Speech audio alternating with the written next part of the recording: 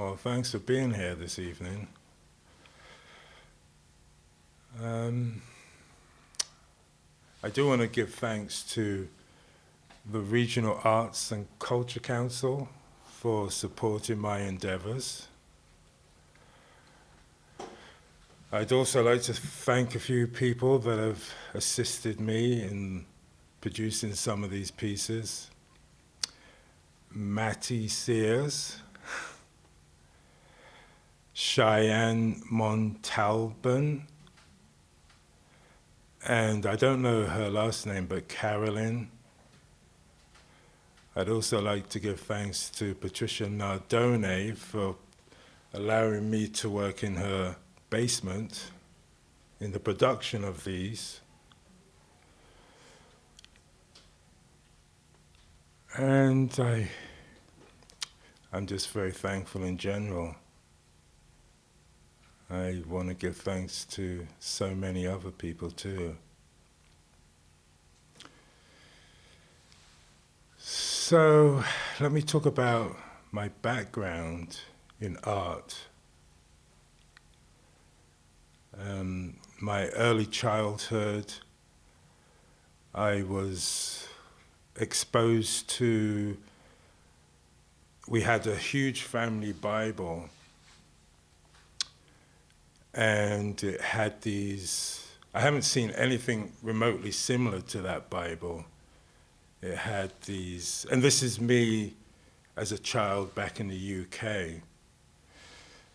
It had 500 plus colorful plates, and each drawing with allegorical religious themes. It also had tracing paper as a protective. And what I would do as a child, I would trace the images on top of that tracing paper. And all of those pieces were the works of Renaissance artists.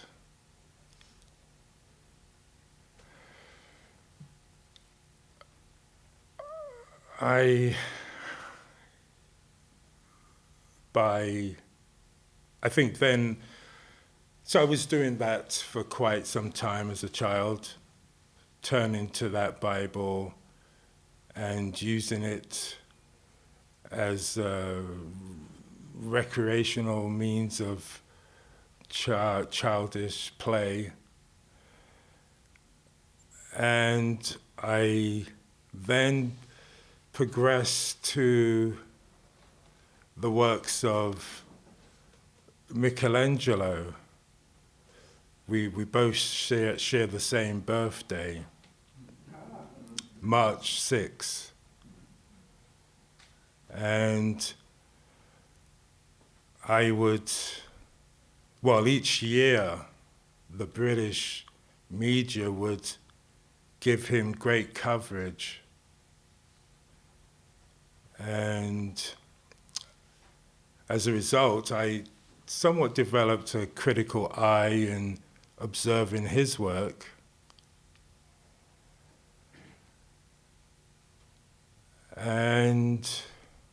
But there was something missing with what he was producing.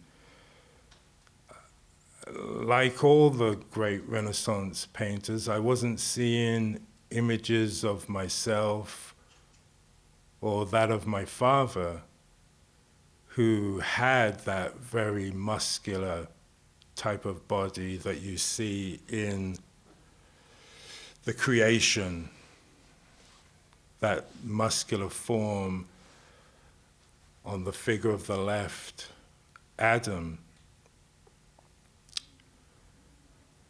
So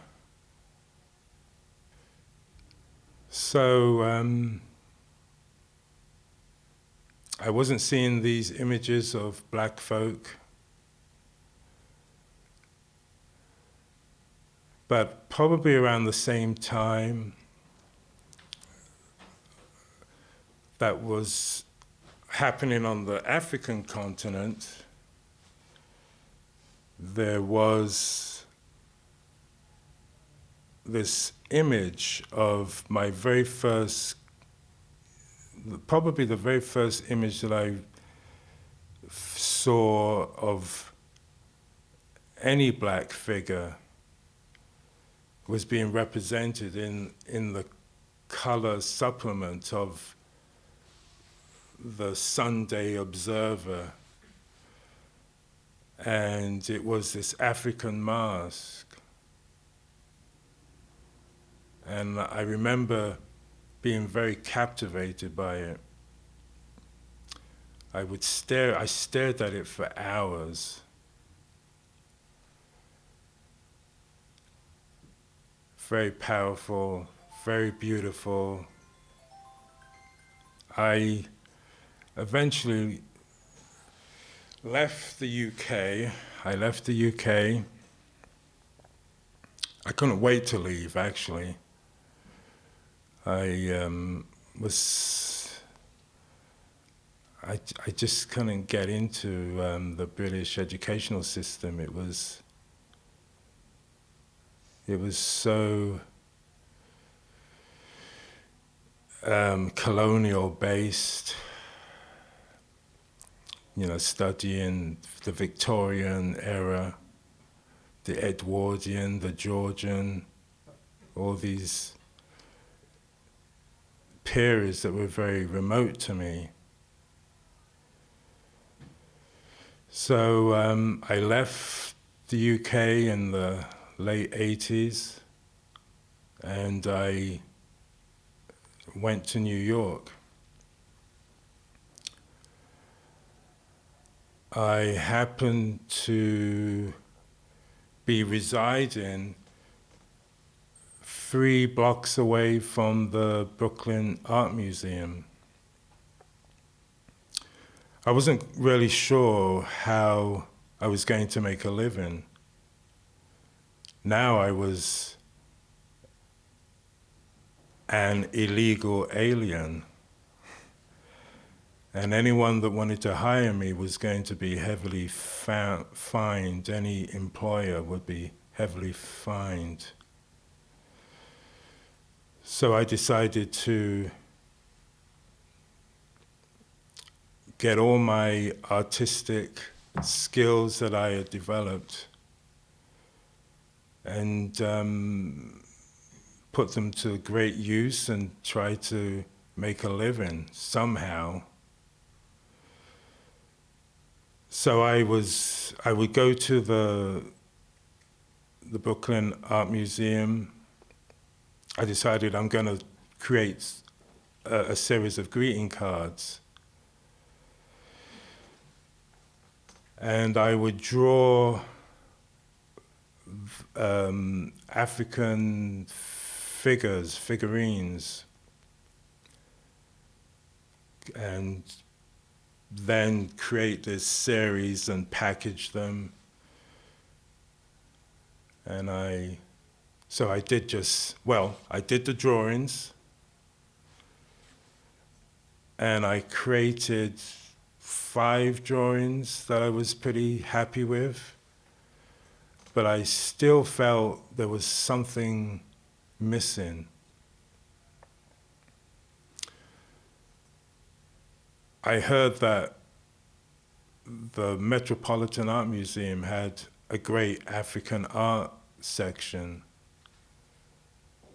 and I chose one day to visit, and I got up to the department and I saw this remarkable mask. It was like seeing an old friend. It was the same mask that I saw in that color supplement. Only this time I was seeing it in the flesh.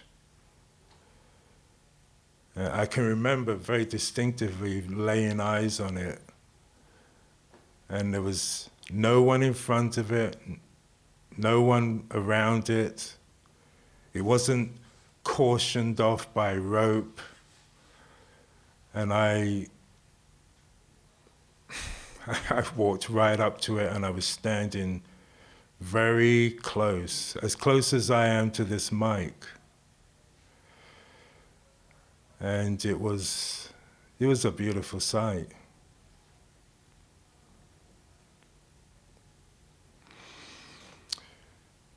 And that piece had been carved in the same era of the Renaissance period. It was carved out of ivory, and it had inlay of iron, and apparently it has inlay of copper. And the piece is the mother, Queen Mother pendant mask.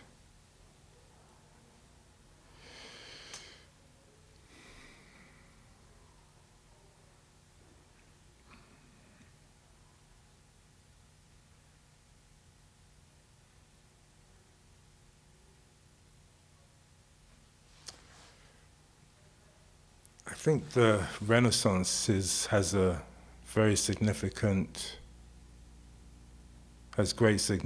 for me. It makes me also think of my English literature teacher coming into the classroom one day and telling us we're going to read the sonnet of Shakespeare, Sonnet 130. And I do want you to know that he was known to have had a relationship with a black woman. And I thought, wow, that's pretty scandalous. Tell me more.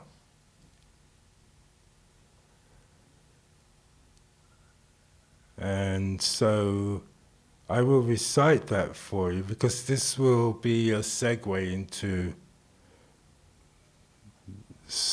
how I think in the production of Goddess. It may be inspired me in some way. So I'll start.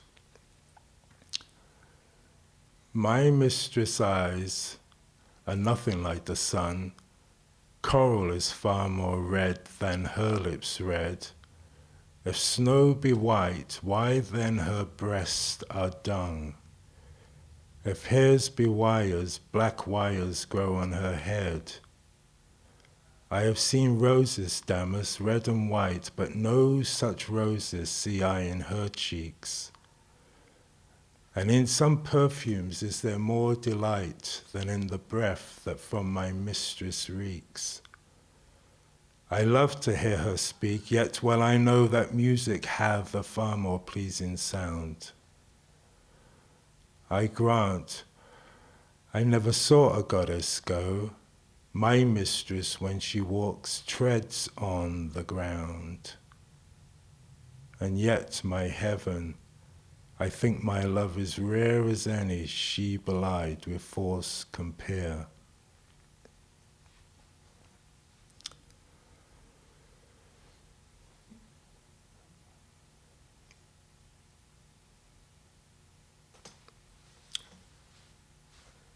Well,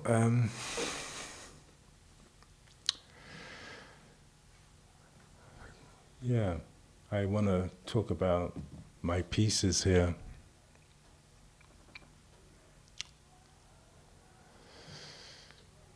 And feel free to ask me questions, because I prefer that.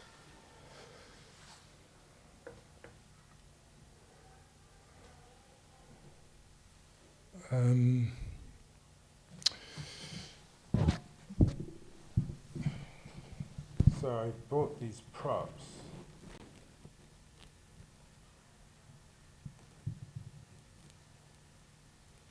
And they are very African. Most, it's not uncommon in sculpted pieces or carved wooden pieces to have the forms be elongated in some way. But I have this piece of Santa Claus. That is my very first piece I purchased before I even got into carving myself. I was always captivated by carved pieces, and I think what inspired me with this is just the sense of the carver's humor with the elongated hat and a very squat body.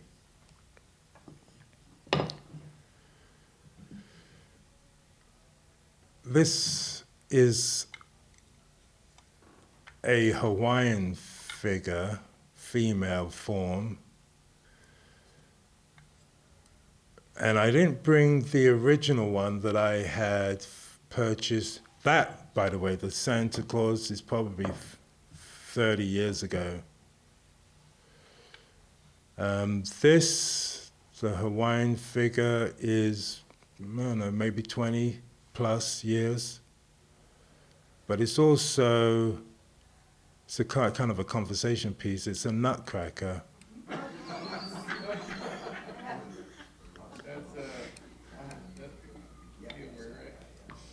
Yes, it's got some humor in there. Yeah. This is Becky. Could you give descriptions as you go for those in the audience who can't see what you're showing, please? Oh, okay. Thank you. So, do I need to go back to the Santa Claus? No, I think. So the Hawaiian female form is laying on her back. It's as though you were basking in the sun, or she is. She has her arms elevated and up and holding the back of her head. She's rather chesty. She's topless. Yes. And wearing a very short skirt. Has muscular, firm thighs. And between the knee and the ankle is pretty elongated. And then the feet are flexed forward. So she has rather long legs. But the original form of this that I have, I didn't bring it because it's rare and it's a collector's item. So it's a good 2.5 inches longer.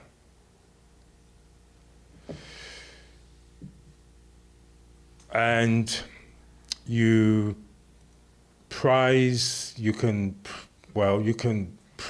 the legs apart, and you would put a walnut or some form of nut and close the legs and crack the nut.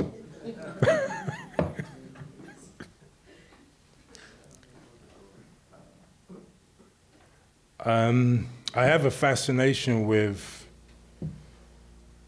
fertility pieces, whether they're male or female, but African fertility pieces. It's harder to find the male forms or interpretations. But I have one here it's of African female,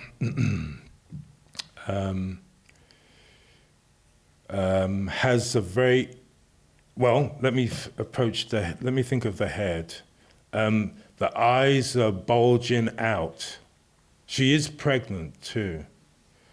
Eyes are bulging. It's very exaggerated. The nose is long nose, long thin nose, thin lips. The ears are somewhat long and they're flappy, and flappy earlobes. The neck is very elongated. It's just very extreme. And then she's holding, and the rest of her is pretty squat. Her arms are holding her stomach, her pregnant stomach.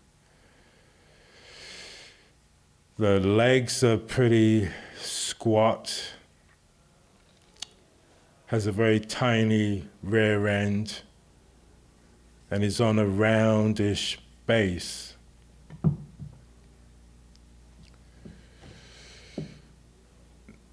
Now, this other piece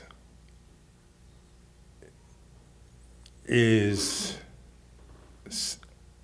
another female. It could even be the same. It's obviously carved by a different hand, but it could almost be the same woman. However, now she's not in such agonizing pain, because that's what I see in this one. Here she's given birth. I mean, the head is the same. It's got the flappy ears.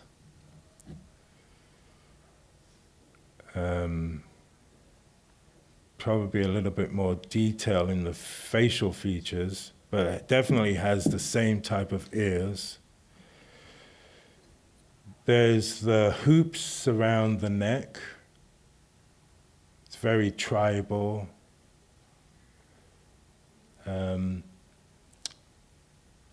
Well, again, top heavy. And she's cradling her child in her arms, and she's seated on a little stool.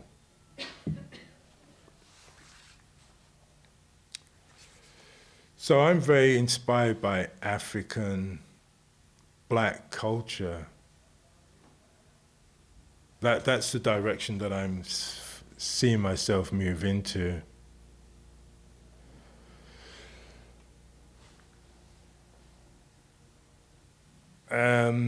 So with the guitar, with Goddess, there's that elongation of the neck, of the fretboard.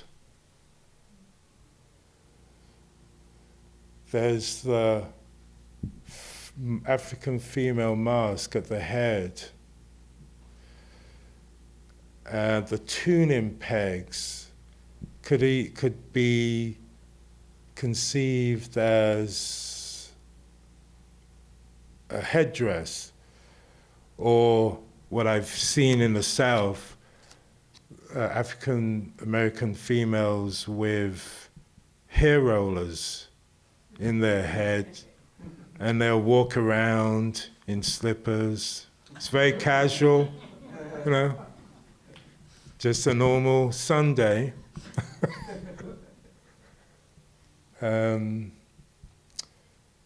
So I've taken the fretboard from a battered guitar, and then I decided to carve a new body, create a new body in a female form.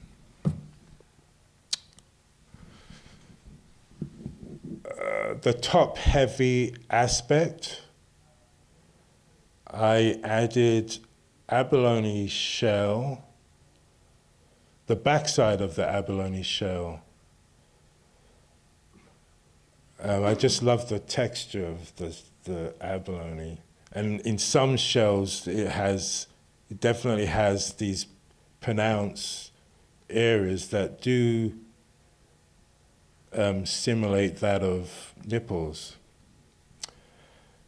So then I inlaid, I carved into this mass of wood. And I gotta say, it was challenging to create the symmetry. I have a whole new respect for the female anatomy. I do. And then to inlay the abalone shell into the areas, that was challenging too. Having to constantly stop and embed it in the area until it fit just right. So the stomach, I was thinking of some of these African female forms in terms of maybe fertility, figure, but also I wanted her to have a full exaggeration of her form. And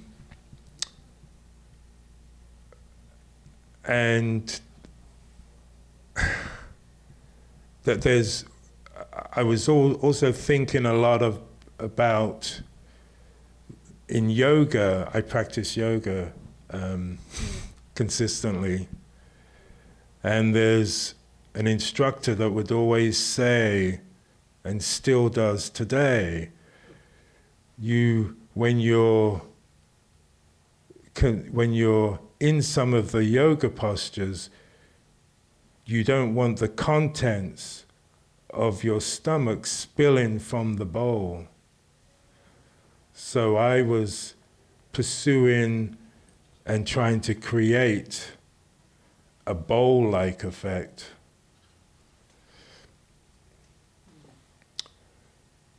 And so I wanted to keep going deep and deep and deeper until I was pretty happy with what I have here. The navel is a rare gemstone. It's eudolite. It's found in only a few countries, Russia, Canada, and Brazil.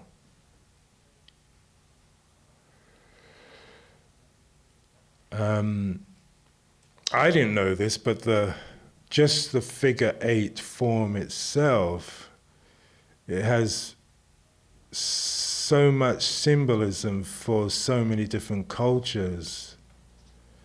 And of course, the most common thing you would think about is the infinity symbol, but it's more than just that for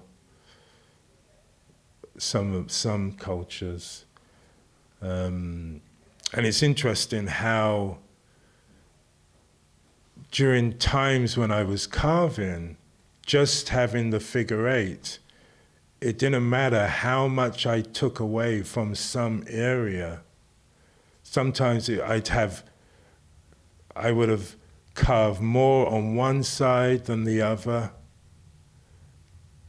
to then be able to still sit it upright as I have this piece, and it would just sit there.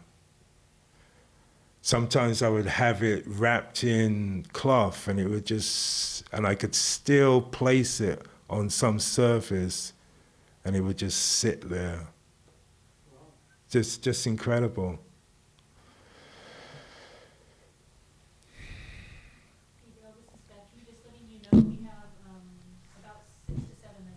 Right. So that is Goddess.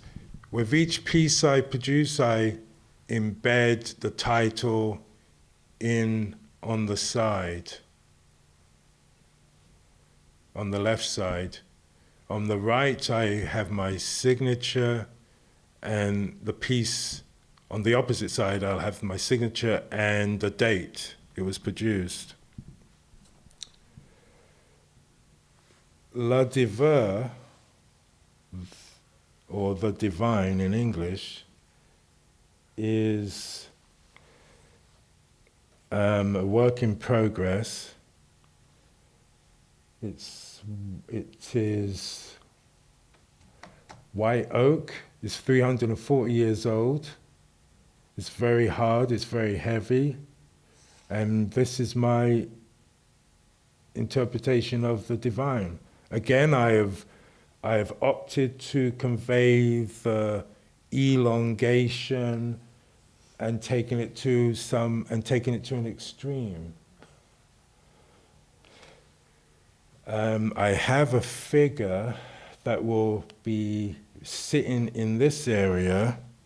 I have it in my bag. It's a figure that's kneeling and praying. And I will have that resting on this mass of wood. And that could even be like, the figure resembles Mary or Madonna, or maybe something out of Da Vinci's Madonna of the Rocks. Yeah, there's a little bit more work to be done on this.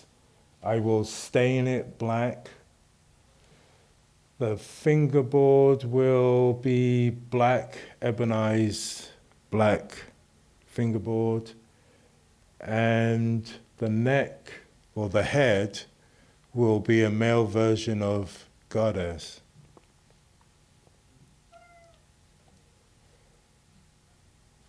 And that's about it.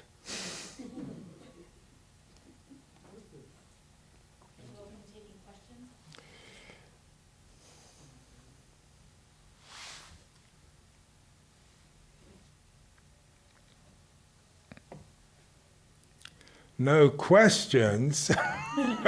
You want me to keep talking? She asked if you were open to taking questions. Oh, yes, absolutely. Sorry. I have a mic if anybody does have questions. I'm wondering how long it took you to carve the one that's finished. The goddess. It took just over 2 months.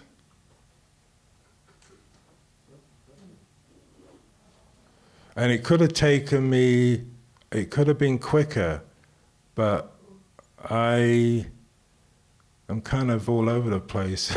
I've been doing business courses and yeah, I haven't put as much time into these as I really would like to, but and my weekends are a little bit limited also. So I'm not able to work on a lot of these on these pieces at the weekend. Perfect. Any other questions?